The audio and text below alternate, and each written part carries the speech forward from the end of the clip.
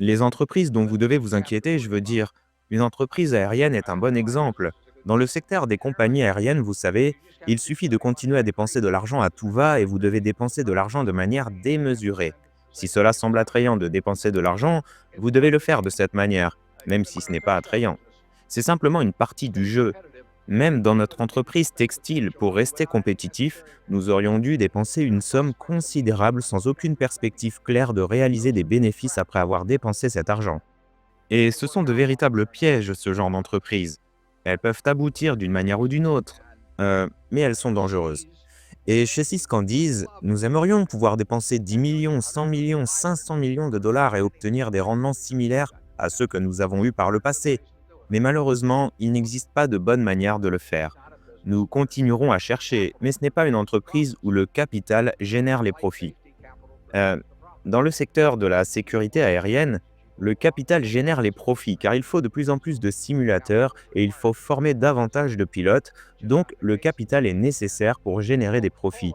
Mais ce n'est tout simplement pas le cas chez Seas. Et chez Coca-Cola, en particulier lorsque de nouveaux marchés émergent, comme la Chine ou l'ancienne Allemagne de l'Est ou quelque chose de ce genre, la société Coca-Cola elle-même faisait fréquemment les investissements nécessaires pour développer l'infrastructure de mise en bouteille afin de capitaliser rapidement sur ces marchés comme l'ex-Union soviétique. Ce sont des dépenses pour lesquelles vous ne faites même pas de calcul. Vous savez simplement qu'il faut les faire. Vous avez une entreprise formidable et vous voulez la développer à l'échelle mondiale, en profiter pleinement. Vous pouvez faire un calcul du retour sur investissement. Mais en ce qui me concerne, c'est une perte de temps parce que vous allez de toute façon le faire. Et vous savez, vous voulez dominer ces marchés au fil du temps. Et au final, vous intégrerez probablement ces investissements dans d'autres systèmes de mise en bouteille à mesure que le marché se développe. Mais vous ne voulez pas attendre que les embouteilleurs traditionnels le fassent. Vous voulez être là. L'une des ironies d'ailleurs, que certains membres plus âgés du public apprécieront, c'est que lorsque le mur de Berlin est tombé et que Coca-Cola était là ce jour-là avec des bouteilles pour l'Allemagne de l'Est, ces Coca-Cola venaient de l'usine de mise en bouteille à Dunkerque. Il y avait donc une certaine ironie poétique là-dedans. Charlie, tu as quelque chose à ajouter là-dessus?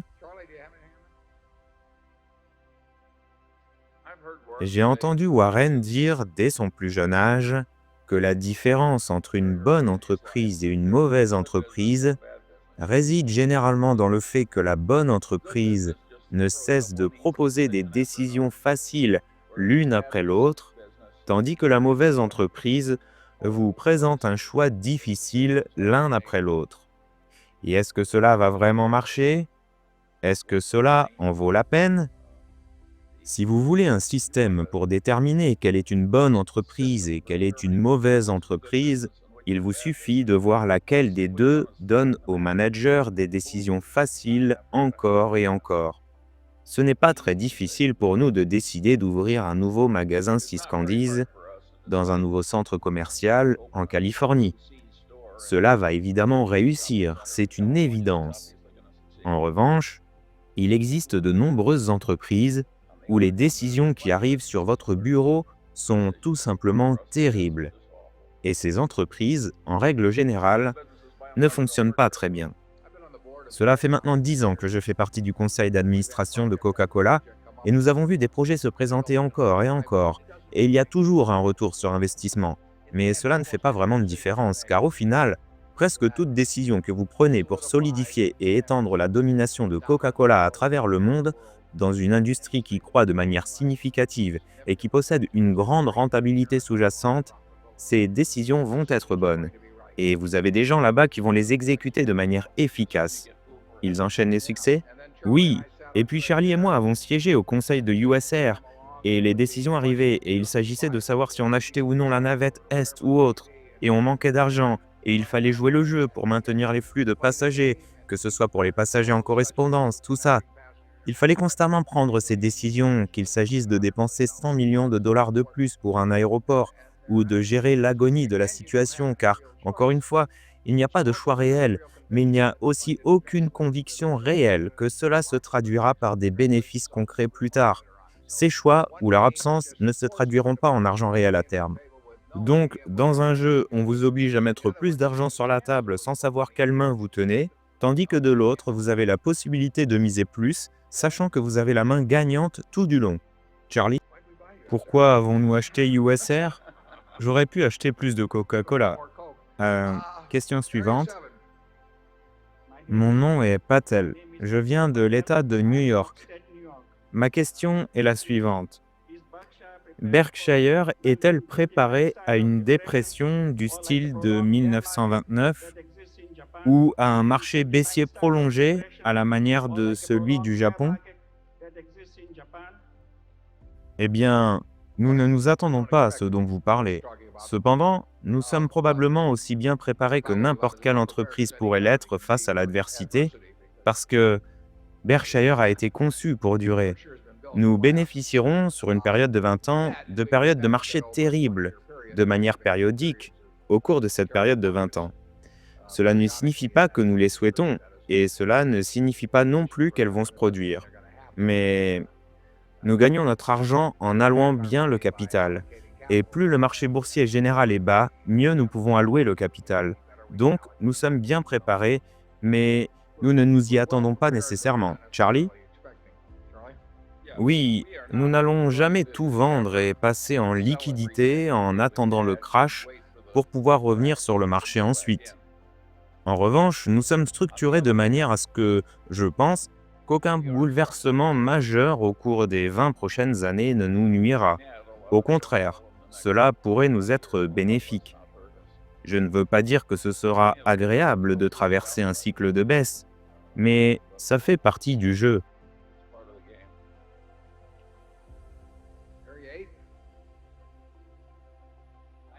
Mon nom est Pete Banner de Boulder, Colorado. Tout d'abord, Monsieur Buffett et Monsieur Munger, merci pour votre générosité sincère. Berkshire a clôturé hier. L'action A était à environ 69 000 $ vendredi et l'action B à environ 300 $. Pensez-vous que ce prix est largement surévalué, sous-évalué ou raisonnablement évalué? Eh bien, je vais laisser Charlie répondre à cela. Je ne vais rien dire.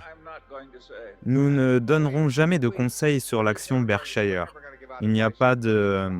Vous savez, cela relève des personnes qui veulent l'acheter ou la vendre et tout ce que nous dirons pourrait facilement être amplifié et les gens agiraient en conséquence des mois plus tard et qui sait quel problème cela pourrait engendrer. Donc,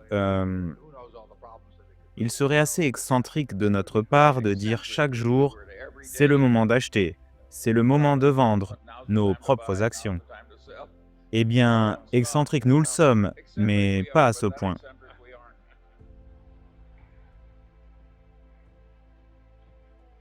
Question suivante. Je suis Irène Fenster, votre partenaire de longue date de Tulsa. Ah, bonjour Irène, oui. Irène possède une fontaine à soda. Vous devriez aller lui rendre visite. Tout d'abord, je tiens à vous remercier d'avoir donné à vos actionnaires la possibilité de choisir leurs propres associations caritatives. Et deuxièmement, je suis très préoccupé par votre santé en raison de votre régime alimentaire à base de viande rouge.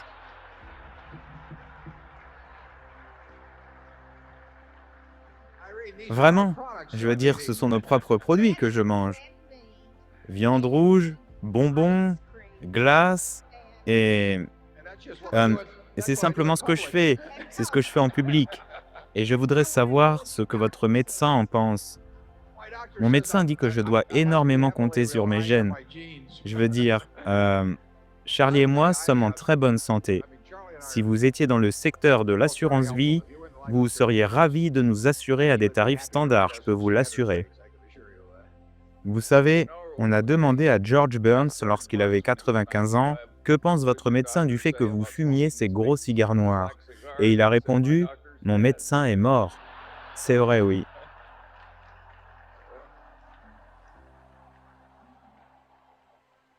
Charlie et moi avons joué au bridge avec George lorsqu'il avait environ 97 ans au Hillcrest Country Club. Il y avait un grand panneau derrière lui qui disait « Interdiction de fumer pour toute personne de moins de 95 ans ». Et lors de sa fête d'anniversaire pour ses 95 ans, il y avait environ 5 très jolies jeunes femmes venues l'accueillir avec un grand gâteau. Il les a regardées une à une, puis il a dit Oh, mesdemoiselles, j'ai 95 ans. L'une d'entre vous devra revenir demain. Ces dernières années, nous sommes devenus de grands admirateurs de George Burns. Yvonne Edmonds de Cedar Mountain, en Caroline du Nord. J'ai une question précise, mais non triviale. Vous comparez régulièrement la performance de Berkshire Hathaway à celle du S&P 500, ce qui est très utile et très intéressant.